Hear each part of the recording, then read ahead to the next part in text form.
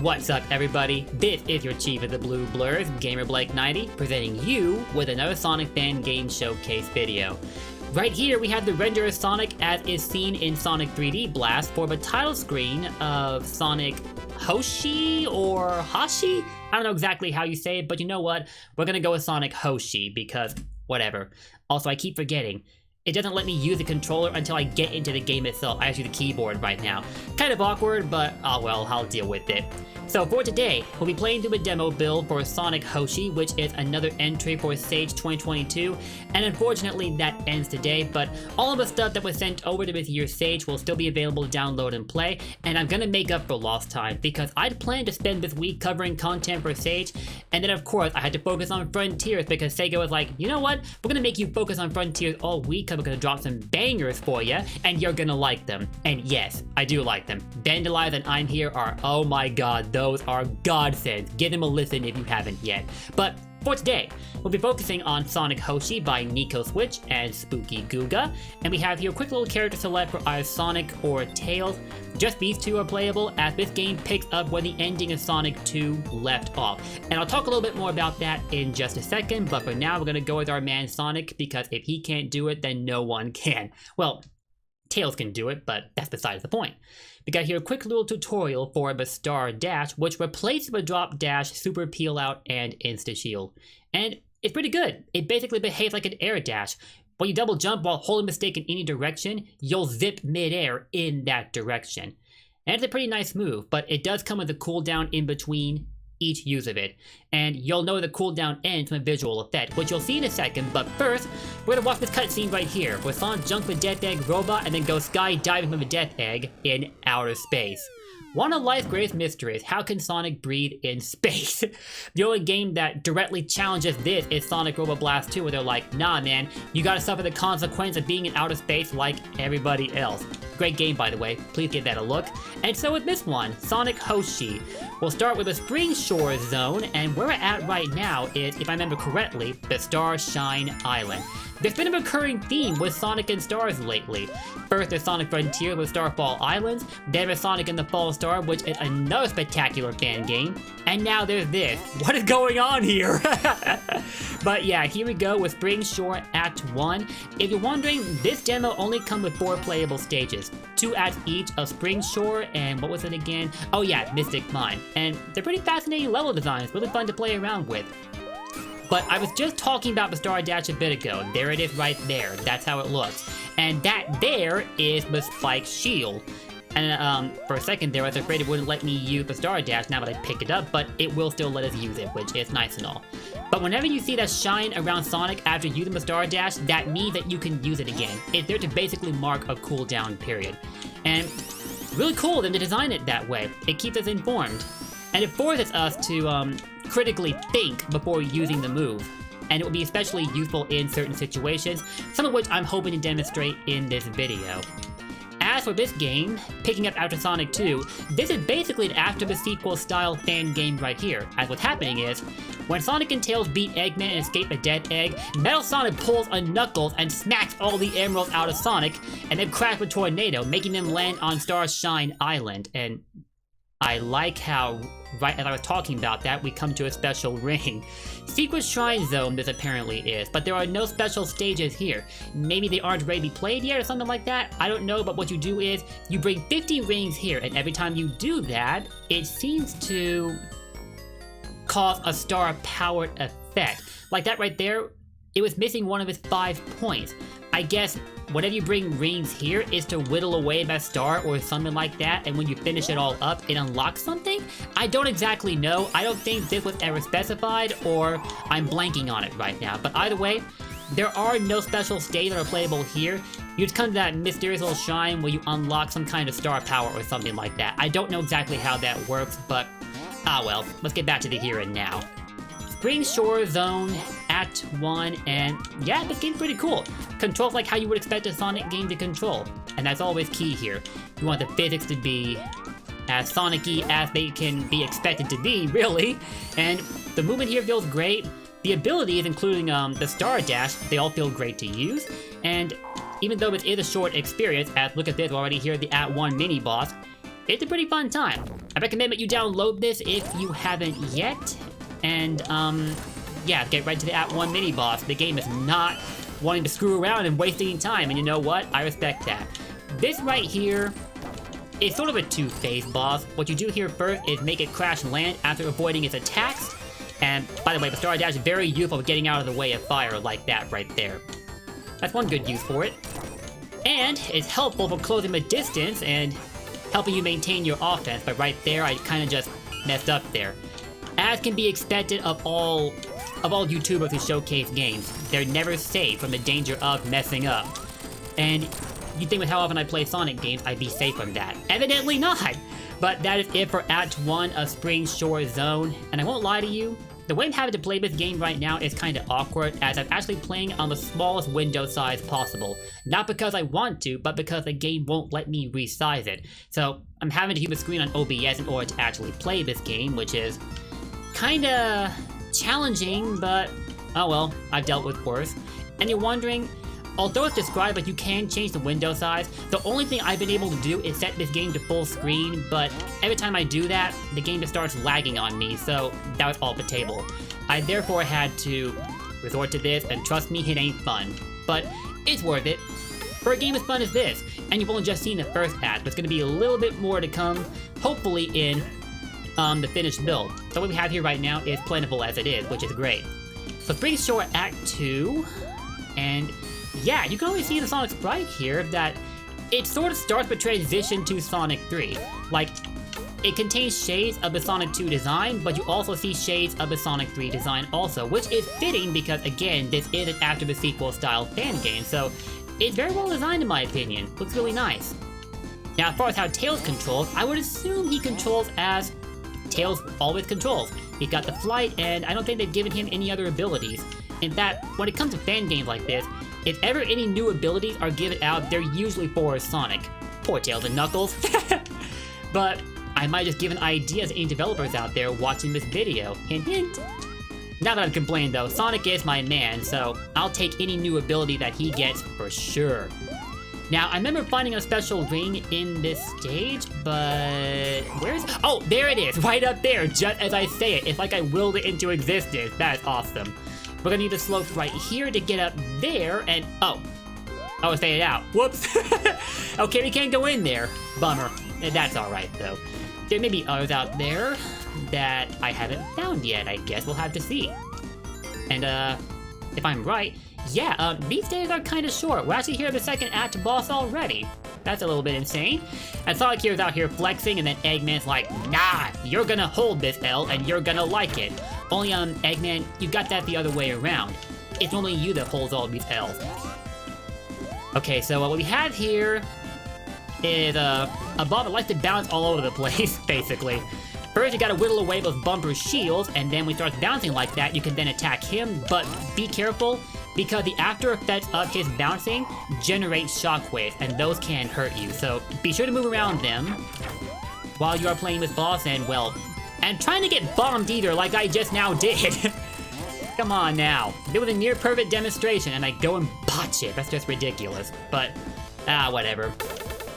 That's it for the Act 2 boss, and that leaves us with the Mystic Mine, which I think you're really gonna like, as it feels like a hybrid design of both Tidal Tempest and the Labyrinth Zone. It's a really fun stage to play through.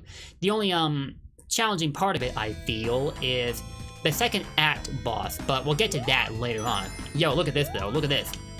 Like I told you, Tidal Tempest and Labyrinth fused into one, with even the beta background for Labyrinth. This looks so cool. This really looks sick, and after playing through a handful of Sonic Mania mods, I developed a healthy respect for the Labyrinth Zone. But then I played the original, and it's like, it's okay. But man, I really wish Labyrinth made it into Sonic Mania. It would have gotten that much of a facelift from Christian Whitehead and company. It looks so good in those mods. But I digress. I had a pair of goggles that kept me from drowning until I walked right into that enemy and lost it. I literally did not see it there, because that was blocked out by the smaller screen for this game. That would be why I didn't see it. I'm telling you, it's an awkward experience of having to play this right now. But it is what it is. Oh god, I forgot. We're underwater. We're underwater. Come on, give me a bubble. Give me a bubble. Don't you dare leave me out to drown. Thank you. Don't you do achieve the blue blurs like that. I don't approve this mistreatment. Okay, so, what's in here? Ooh. Oh, a lot of springs. What is this, Spring Yard Zone? I wonder, are there any bonus stages with a checkpoint? I never really paid attention to that. But there doesn't seem to be. They usually activate at like lower ring amounts, but in this case, that one there didn't, so I guess not, but hey, it's all good. I'm really curious to see where Elvis games go, but this being an After the Sequel style fan game, and I really do love playing After the Sequel, so I'm definitely curious to see how the finished product is going to turn out. As always, if you want to download this game and play for yourself, the link for it will be in the description below, and make sure you check out Sage while you're at it. It's an annual event that celebrates fan creations from the Sonic fan community. Mostly fan game, but it's thrown in a few mods here and there, and they're usually of high quality. But what's not of high quality though is my gameplay and the fact that I'm about to drown. No. Oh my god. Well, guess what? You get to see Sonic drown in a fan game showcase. You're welcome. Ah, yikes. Yikes. Okay, let's try that again. And you know something? Somehow I managed to forget that I can star dash even underwater. And if you're wondering, you can use it at an upwards angle too, or so I assume you can. Yeah, you can. I literally just did it. And that's going to come in handy. You can literally launch the star dash in like any direction that you want, really. Like downwards, upwards, to the left or right, wherever you want. And it definitely has its uses. Which I said multiple times, I know. I'm not exactly the best with commentary, I'll be straight with you about that. You have no idea the amount of retake I had to do for content like this, but it's only because I want to keep the quality top notch for you guys. Or close to top notch as I can get it anyway. In other words, I'm not the best out there, but trust me, there is an effort going into this. And speaking of which, I think I'm showing remarkable effort in almost drowning again, but we got goggles right here. So, we are all good this time. Thank God that was there. Talk about a lifesaver. Now, the goggles behave similarly to the bubble shield, but you don't get a bounce jump this time. You just are protected from drowning. Not that you really need the bubble jump anyway, because like, you got this, do you really need that? That's one thing I like about this game. It doesn't take away your double jump abilities when you get a special shield like the spike shield, or in this case, the goggles. Oh goodness. We got ourselves another mini boss. Let's see what we can do here. No. Come on. Oh, what? Okay. This guy literally just trolled me. So hard. And it hurts. It hurts, man. No. I don't approve it. Okay, so that's what happens there. Alright. Note taken. But just like every other mini-boss, you don't take that much effort to beat, so you can hold this L. I already had my turn to do that, now it's your turn. And that is it for Mystic Mine Act 1, which leaves us with just one more stage. So I'm gonna go ahead and play through that, and well, that'll be the end of it. I love that wind pose. We've seen it before, but for Sonic, it never gets less iconic. I don't know which I prefer though, this one or Mania's version of it. Really hard to choose between the two. Okay guys, here we go with Mystic Mine Act 2, the last stage to be played in this demo, as I said a bit ago. And we'll start things off with a water slide, yo! You know, I haven't been to a water park in forever. It feels like so long ago. Probably because it has been so long ago. That's kind of scary to think about. Not that I was ever good with water parks, but hey, they don't have to be around once in a while. And I say I'm not good with water parks because unfortunately I can't swim, so that kinda inhibits my ability to enjoy them to the fullest, but oh well, what are you gonna do? And now here we are with potentially a more worrying layout to play through because we'll be spending a lot more time underwater here as opposed to the first act, or at least so I feel. And I like how I'm talking about how we're spending time underwater, and then the game's like, time to drown, bro. Like, nah, come on. Don't do me like that. Alright, I'm trying to get up here. I keep the game as a cooldown to Star Dash. I gotta remember that. I grabbed it. Excuse me? Come on! And what's over here? Oh, I thought these were goggles. No, these are the speed shoes. Okay. Not exactly what I wanted. Jesus. I keep running right into bad nicks. Alright. we're out of trouble this time, and what's over here? Whoa, another special ring that I honestly did not know about. Well, the more you learn, right? Of course, you can't use it right now, not that I had enough rings for it anyway, but what are you gonna do? Let's keep it going. We should be almost done with this demo. And I've already got my next game to showcase in mind. Be on the lookout for that, and there should be plenty of others I can look into, provided that my PC will let me even play them, because limited as it is, I can't enjoy literally every entry in Sage as much as I would like to. That's kind of one drawback to this, but I'll make the most of what I can do, right? Shoot. Okay, we got one of those sections where everything is shaking, but in this case, it's water you gotta worry about. But at least it doesn't carry the risk of being crushed, like in, say, Hilltop Zone in comparison. But, whoa. And then we fell all the way right back down to the bottom of the stage. Right after going to the top. I like how I wasted all that effort. Jeez. This is the worst case scenario of Labyrinth Act 3. I didn't even see the spike bed. What in the world? This double screen display I'm having to play on is really awkward. Alright. Where is it? What's over here? And a bubble generator. Come on, gimme, gimme, gimme, gimme. Gimme, gimme, gimme. Don't be leaving me out to drown like this. Come on! I hate when Sonic games do this. They're like, should we give this guy a bubble? And then you're about to die. And they're like, yeah, sure, why not? Like, make up your mind already. Worst offender bit I can think of would be Scrap Brain in Sonic 1. That is a terrible case right there. But I digress. At the checkpoint, okay, drowning shouldn't be as much of a problem this time because of how this boss works. First you get that on the geyser right there, where you can attack Eggman for like a brief moment there, before he goes dropping missiles everywhere. Like, look at this, look at this, look at this. He'll drop missiles in a second, and then all of a sudden they're all over the place. I don't get it. Exactly how are you supposed to avoid this? Serious question. How? Like, it could just be a case of me being bad. I'm willing to acknowledge that, if that is the case, but I don't know. What the heck am I supposed to do here? At least parts of this boss battle are easy enough to figure out, but this right here, no! It's literal chaos! Oh man. Okay. Whew, there we go. That boss was over quickly. That's a relief, and Eggman himself drowned. Oh man. How's the game supposed to continue now that he's drowned? What the heck? That's not supposed to happen? Kind of a case similar to the second Sonic movie, where, spoiler alert, you see Eggman like falling off a dead egg robot, but then you don't see him after the fact. So nobody knows if he died or not. And the Sonic universe would feel kind of empty if there's no Eggman. Like, come on. But anyway, that is it for this demo for Sonic Hoshi. Thanks so much to everybody mentioned here for making this game. It's been a blast to play through.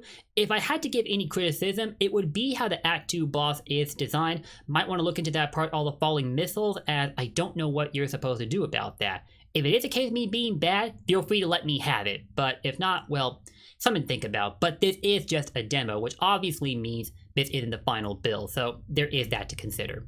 And that's it with this video, guys. Hope you enjoyed the showcase of Sonic Hoshi. No. Thank you guys for making this game. And thank you to everybody else who participated in this year's Sage. And of course, thank you to everybody watching my content. Thank you guys so much for watching. Again, the download link for Sage Hoshi will be in the description. Please be sure you get that a look. And I will see you soon with another video. Until then, if you enjoyed this video, drop those likes and comments below. And don't forget to sub and ring that bell for more Sonic content. Till then, peace! Blue Blurs for life. Take care.